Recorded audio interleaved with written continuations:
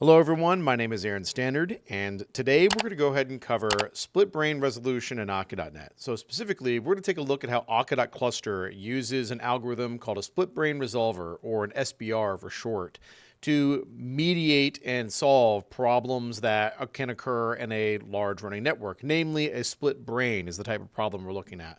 We've got a whole YouTube video dedicated to explaining what those are and the problems they cause, so I'll link to that here.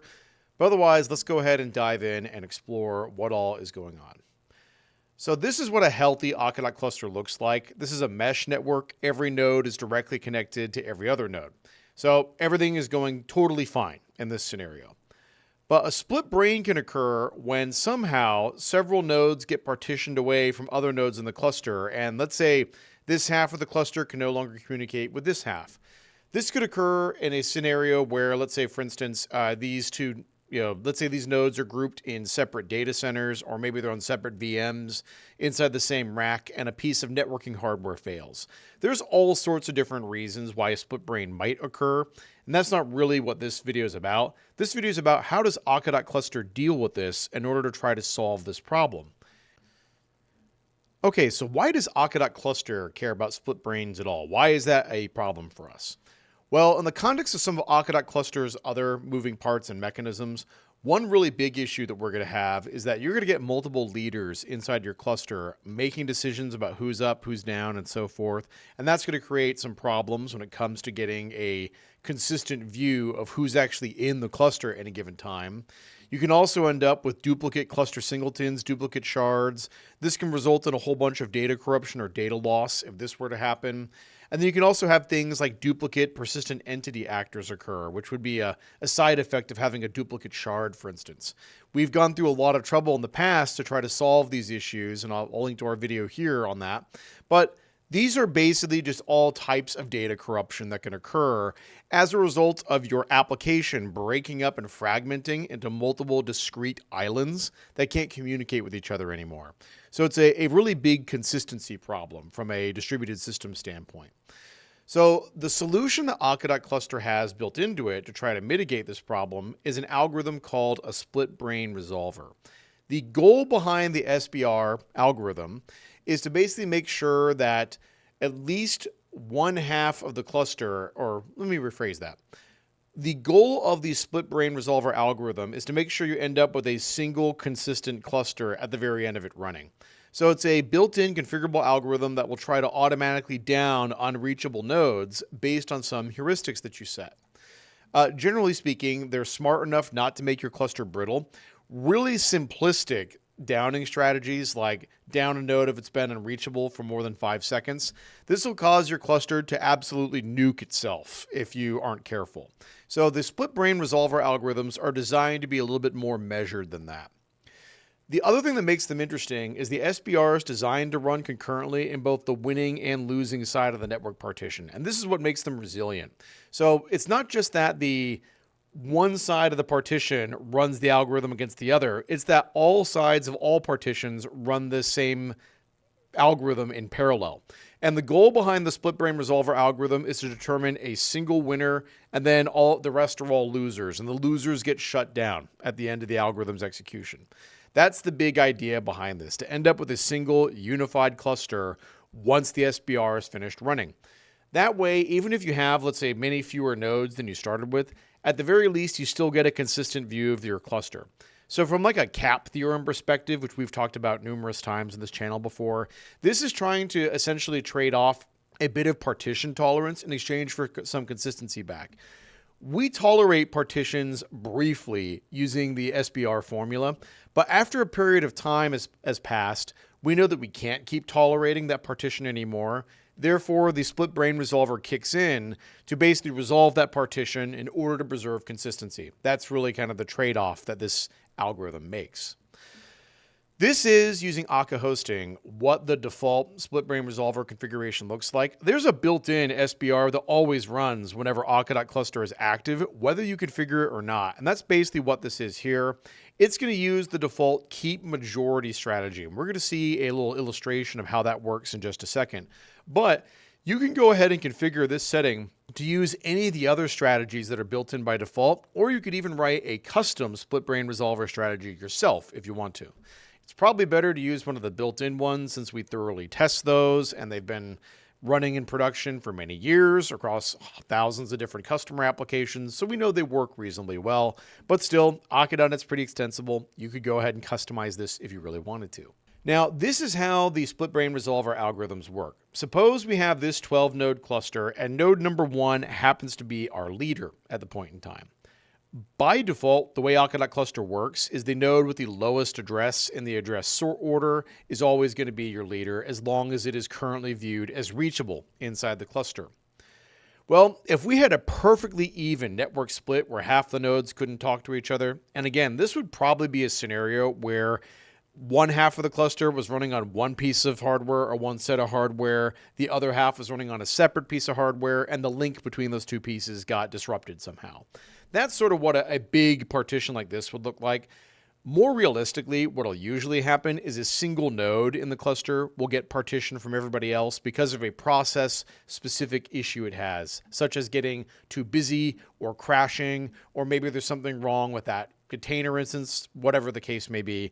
Usually you don't end up with giant network splits like this. Usually it's going to be some small splits where a handful of individual nodes will no longer be available. That's usually what you see, but for academic purposes here, here's what a big partition would look like. Important thing to notice here, we have two separate leaders, node 1 in one part of the cluster, node 3 in another. Again, node 3 is the lowest in the sort order node here. It can't reach node 1 or node 2, so node 3 makes itself the leader inside this other separate cluster. Now, what's going to kick in here is on both of the leaders on either side of the partition, our split brain resolver algorithm is going to start running after a period of time has elapsed. We'll go ahead and break down the timings on that in just a second. But what's going to happen is node 1 is going to use the keep majority strategy to evaluate its side of the cluster. And it's going to say, okay, I can see 6 out of 12 nodes are all on the same side as me. Therefore, I can't make a decision based solely on the number of nodes. I'm going to have to look at some tiebreaker criteria, which in this case is whichever partition has the oldest surviving node, they get to win in the event of a perfect 50-50 split. So we're going to go ahead and elect ourselves the winners. And the losing side of the partition will run the same algorithm and it'll say, oh no, the other side of the partition actually has the oldest node. Therefore, we are the losers. So that's kind of the real goal of these SBR strategies is make sure that the winners know that they're winners and the losers know that they're losers, and that both sides of this partition can independently determine that without having to communicate with each other because the communication is disrupted by the partition. So this is sort of what the split brain math formula looks like inside Akka.Cluster. The Akka.Cluster failure detector, this is the mechanism that basically sends heartbeats to determine if nodes are available. It fires a heartbeat once every second, and it usually takes about 3 to 5 seconds to determine that a node is unreachable. We have a certain amount of loss tolerance built into the way the failure detectors work. And if we miss more than 3 heartbeats in a row, we're going to go ahead and probably mark that node as unreachable. If the node's been kind of slow to respond, it might take a little bit longer than that. We tend to keep track of like an estimated weighted moving average of response times for heartbeats. And so if that node's been a little bit slower to respond, we might give it a little bit more time to reply back, but no more than 3 to 5 seconds usually. So it takes that long to determine that the node's not available. Now, in the event that the Akka.remote connection itself gets blown up, let's say the socket gets aborted, we'll know about that immediately. That'll get propagated back to the Akka.Cluster system right away if that occurs. So that might take a little bit less time. After that, we have this setting. By the way, these are all configurable if you want to change them. The split brain resolver stable after setting. The idea behind this formula is that we start a countdown timer once a node gets marked as unreachable, where we're going to basically measure how long does it take stability changes to stop happening inside the system. So every time a node gets marked as unreachable, we reset this timer. If a node becomes reachable again, we reset the timer again, and we'll keep doing that over and over again.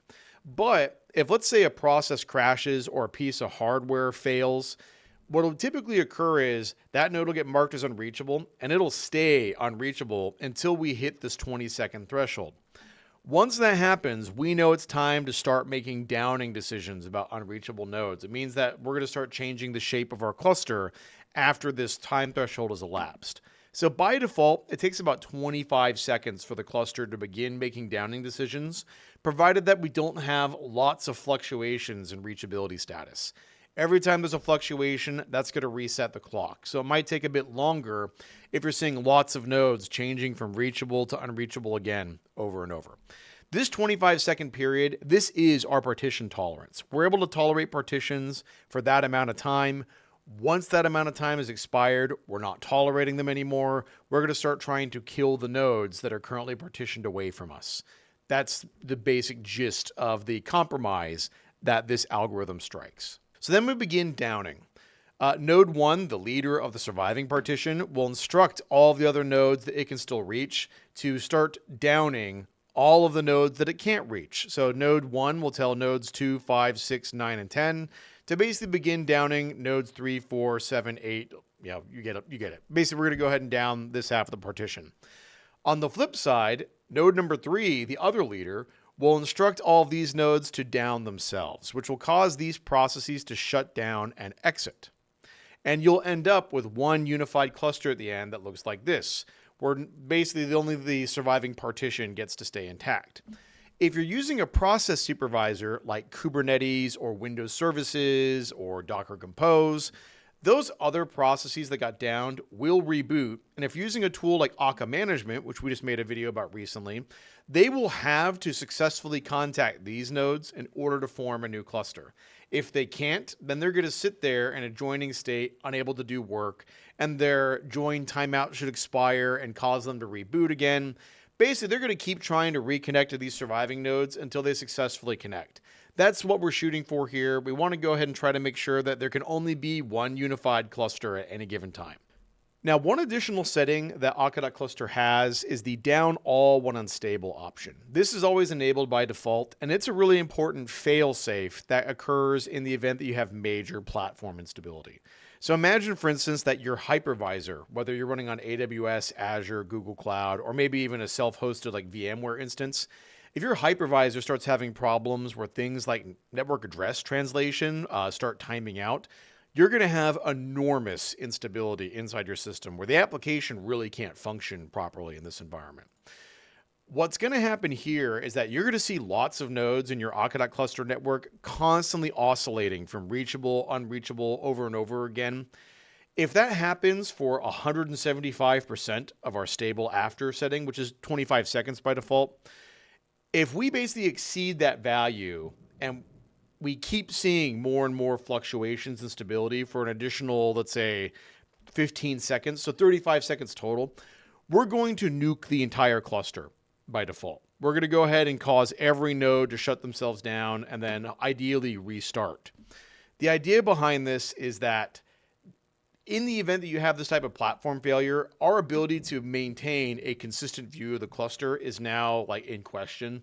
And therefore, we're going to try to go ahead and rebuild the cluster from scratch by issuing a cluster-wide restart directive is more or less what's going to happen. This setting is on by default. It will only kick in when there's catastrophic problems with your platform typically. If you do not want this setting on, you can easily turn it off. You just go ahead and set this value to off, either in Hocon or the Akka.Hosting options will expose that as well. So this is something to be aware of, because if you ever wonder, why did I see a cluster-wide restart? It's probably because we detected some really significant instability. The most likely cause of this will usually be a resource constraint, like pegging your CPU or running out of bandwidth, but a hypervisor issue that affects multiple machines could also cause this.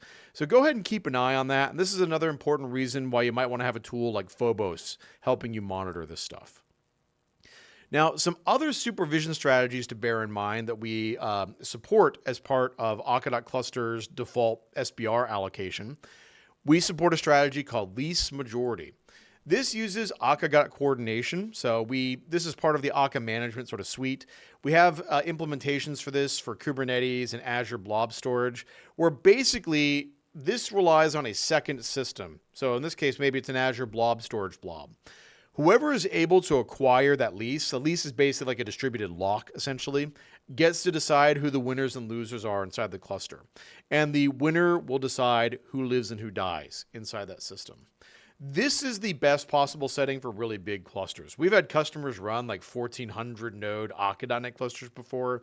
This would be the setting I would roll with in that environment. Now, your average cluster size is usually like 25 nodes or fewer typically. You probably can get away with just using keep majority for that if you wanted to. Another setting you might want is static quorum, which basically decides whichever partition has X nodes of N nodes of X role type gets to decide the winners and losers. So if you need to maintain a certain minimum quorum of, let's say you're building a financial platform and your nodes that have access to the banking system are the most important, you might want to have a static quorum of those nodes. Whoever has the largest number of those nodes gets to live. That would be a worthwhile strategy. By the way, you can also configure keep majority to do this. Keep majority accepts a role type as an optional parameter. So rather than it being the majority of all nodes, it could be the majority of nodes of a specific role. That would also work. The one risk with static quorum is you actually can, if your cluster is big enough, end up with multiple partitions that survive at the end of this. So I kind of don't really ever use this strategy myself. For my personal use, I float between least majority and keep majority. Those are the two that I tend to run with. There's also keep oldest, which basically allows the partition with the oldest nodes to win. If you're using static seed nodes, this is probably a pretty good strategy. Those static seed nodes, like Lighthouse, for instance, are almost always the oldest nodes in the cluster. And then finally, we have the down all strategy. This will basically kill everyone. As soon as anyone needs to get downed, everyone gets downed. So it's kind of a super brute force strategy for trying to make sure that if there's ever any network partition, then the entire cluster gets restarted. I don't really know of a good use case for this. I've never recommended it to anybody, and I've never seen anyone use it, but it is there. Now, a couple of other frequently asked questions about split brain resolvers that you might have. What happens if you get lots of little islands that form during a nasty partition? So imagine if you have a big cluster, maybe let's say you have one of those 1,000 node clusters, and rather than getting two really clean partitions, let's say you get 30 or 40 small partitions that are all various sizes. What's going to happen here?